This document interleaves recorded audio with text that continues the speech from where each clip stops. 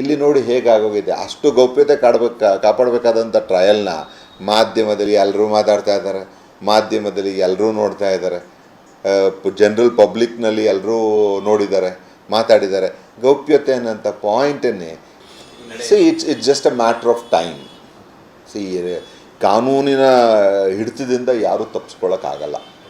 ಸ್ವಲ್ಪ ತಡ ಆಗ್ಬೋದು ಹೊರತು ಅದು ಖಂಡಿತ ಆ ಟ್ರ್ಯಾಕಿಗೆ ಬಂದೇ ಬರುತ್ತೆ. ಅದು ಇದೇನಾಗುತ್ತೆ, ಬೇರೆ ದೇಶಗಳಿಗೆ ಹೋಗ್ಬಿಟ್ಟಾಗ ಬೇರೆ ಬೇರೆ ದೇಶದ ಕಾನೂನುಗಳು ಕೂಡ ಅದ್ರ ಮೇಲೆ ಓವರ್ಲ್ಯಾಪ್ ಆಗೋಕ್ಕೆ ಸ್ಟಾರ್ಟ್ ಆಗುತ್ತೆ.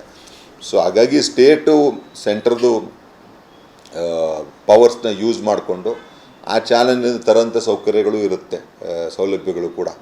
ಅದನ್ನು ಯಾವ ರೀತಿ ಮುಂದುವರಿಸುತ್ತೆ ನೋಡ್ಬೋದು. ಬಹುಶಃ ಇದು ಏಕೆ ಅಂತಂದರೆ ಇದು ಎಲ್ಲೋ ಒಂದು ಕಡೆ ಪೊಲಿಟಿಕಲಿ ಮೋಟಿವೇಟೆಡ್ ಕೇಸ್ ಥರನೂ ಮಾಧ್ಯಮಗಳಲ್ಲಿ ಎಲ್ಲ ಕಾಣೋಕ್ಕೆ ಸ್ಟಾರ್ಟ್ ಆಗಿಬಿಟ್ಟಿದೆ.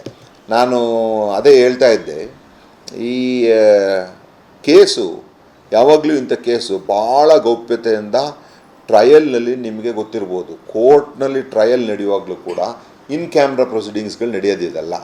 ಯಾರೂ ಒಳಗಡೆ ಇರೋಕ್ಕೆ ಸಾಧ್ಯ ಇಲ್ಲ accept judge, accused and victim, ಅವ್ರ ಅಡ್ವೊಕೇಟ್ಸ್. ಇಸ್ಬಿಟ್ಟು ಯಾರೂ ಇರಲ್ಲ.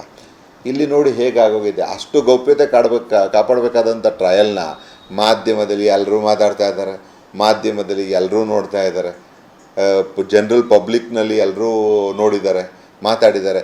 ಗೌಪ್ಯತೆ ಅನ್ನೋಂಥ ಪಾಯಿಂಟನ್ನೇ ಏನಿವರು ರಕ್ಷಣೆ ಮಾಡಬೇಕು ಅಂತಿತ್ತು ಅದೇ ಡಿಫೇಟ್ ಆಗಿರೋದೆ. ಇದರಲ್ಲಿ ದೊಡ್ಡ ಪ್ರಾಬ್ಲಿ ಕೋರ್ಟು ಈ ಕೇಸ್ನಲ್ಲಿ ಈ ಥರ ಮುಂದೆ ಆಗಬಾರ್ದು ಅನ್ನೋಂಥ ನಿಟ್ಟಿನಲ್ಲಿ ಸ್ಟ್ರಿಕ್ಚರ್ಸ್ಗಳನ್ನ ಪಾಸ್ ಮಾಡಬೇಕು ಅನ್ನೋಂಥದ್ದು ಕೂಡ ನಂದು ವಕೀಲನಾಗಿ ಒಂದು ಮನವಿ ಕೂಡ.